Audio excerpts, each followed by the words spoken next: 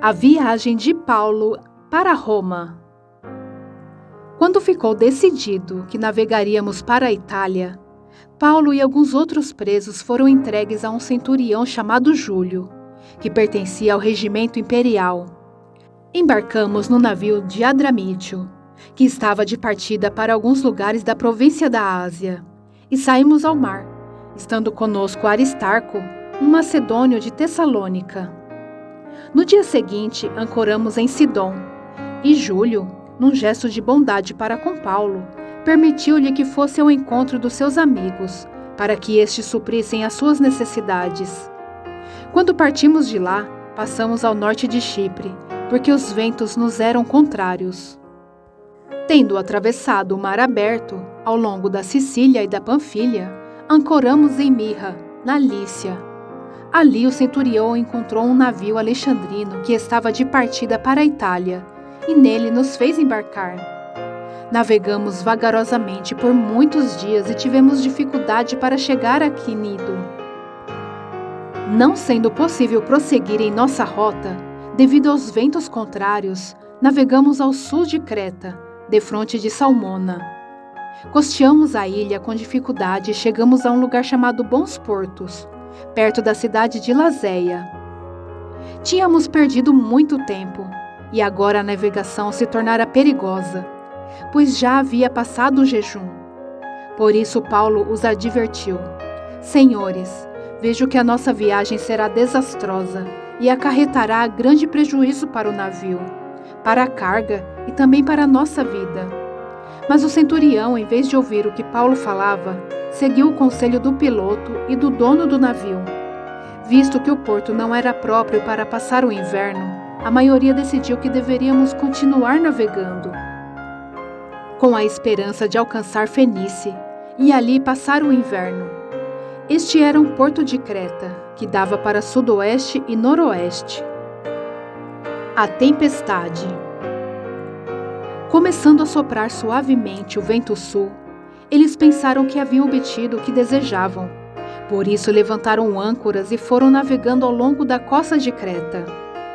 Pouco tempo depois, desencadeou-se da ilha um vento muito forte chamado Nordeste. O navio foi arrastado pela tempestade, sem poder resistir ao vento. Assim, cessamos as manobras e ficamos à deriva. Passando ao sul de uma pequena ilha chamada Clauda, foi com dificuldade que conseguimos recolher o barco salva-vidas. Levantando-o, lançaram mão de todos os meios para reforçar o navio com cordas. E temendo que ele encalhasse nos bancos de areia de Sirte, baixaram as velas e deixaram o navio à deriva. No dia seguinte, sendo violentamente castigados pela tempestade, começaram a lançar fora a carga. No terceiro dia, lançaram fora com as próprias mãos a armação do navio. Não aparecendo nem sol nem estrelas por muitos dias e continuando a abater-se sobre nós grande tempestade, finalmente perdemos toda a esperança de salvamento.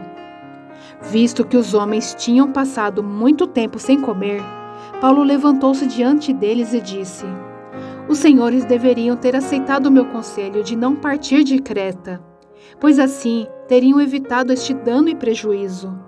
Mas agora recomendo-lhes que tenham coragem, pois nenhum de vocês perderá a vida, apenas o navio será destruído. Pois ontem à noite apareceu-me um anjo do Deus a quem pertenço e a quem adoro, dizendo-me: Paulo, não tenha medo, é preciso que você compareça perante César. Deus, por sua graça, deu-lhe a vida de todos os que estão navegando com você. Assim, tenham ânimo, senhores. Creio em Deus que acontecerá do modo como me foi dito. Devemos ser arrastados para alguma ilha. O naufrágio.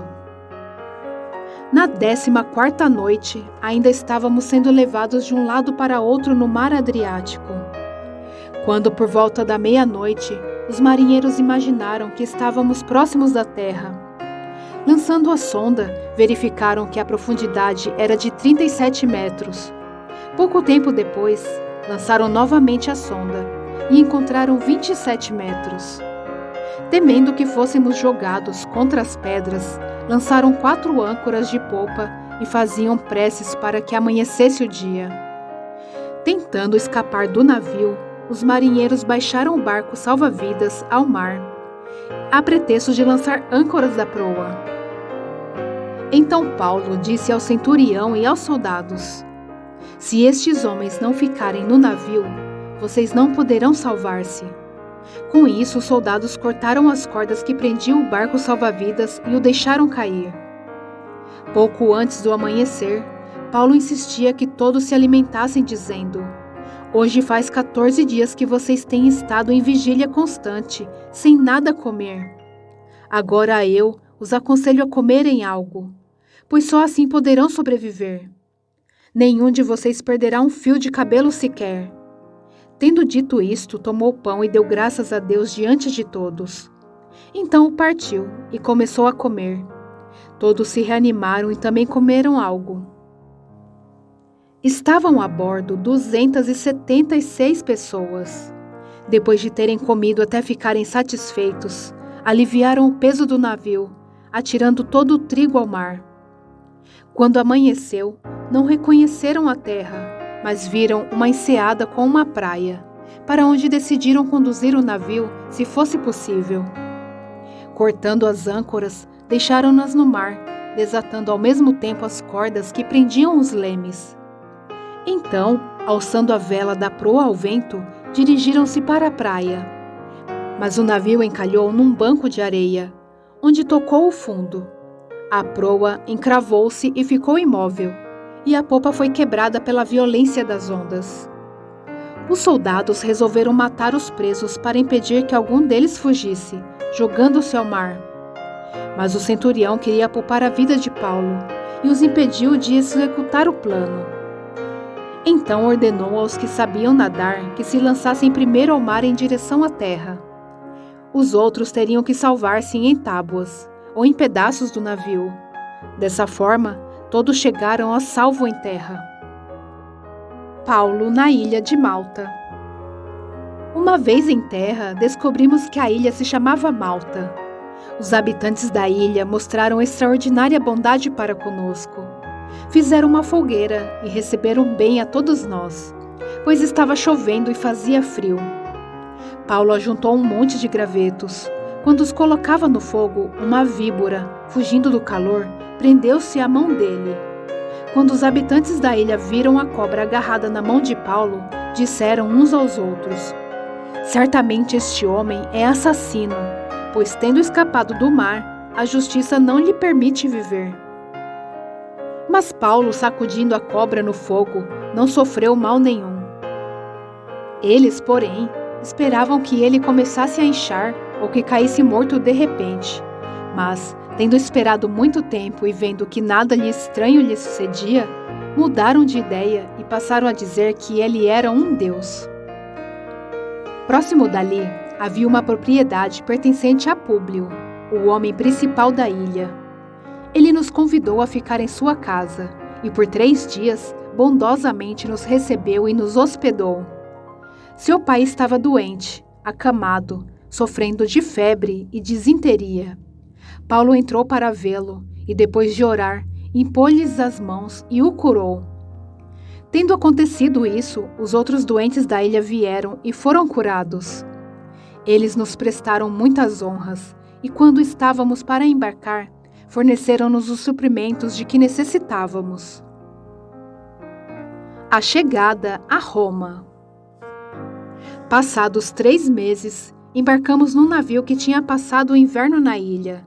Era um navio alexandrino, que tinha por emblema os deuses gêmeos Castor e Pólux.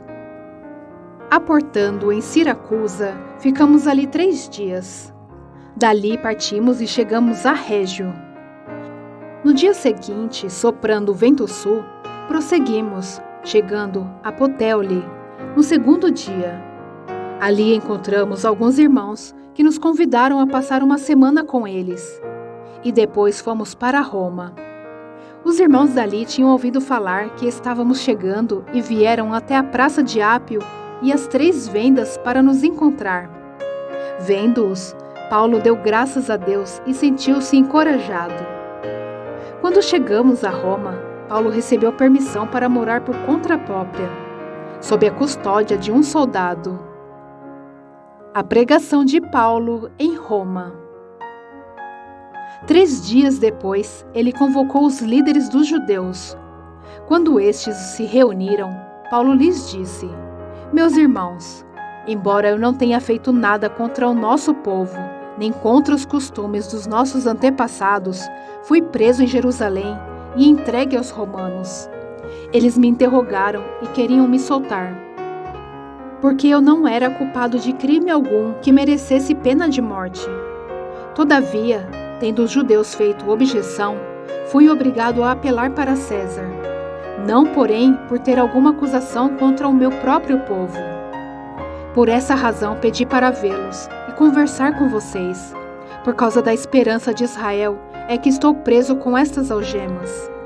Eles responderam: Não recebemos nenhuma carta da Judeia a seu respeito, e nenhum dos irmãos que vieram de lá relatou ou disse qualquer coisa de mal contra você. Todavia, queremos ouvir de sua parte o que você pensa, pois sabemos que por todo lugar há gente falando contra esta seita. Assim, combinaram encontrar-se com Paulo em dia determinado, indo em grupo ainda mais numeroso ao lugar onde ele estava. Desde a manhã até a tarde, ele lhes deu explicações e lhes testemunhou do reino de Deus, procurando convencê-los a respeito de Jesus, com base na lei de Moisés e nos profetas. Alguns foram convencidos pelo que ele dizia, mas outros não creram.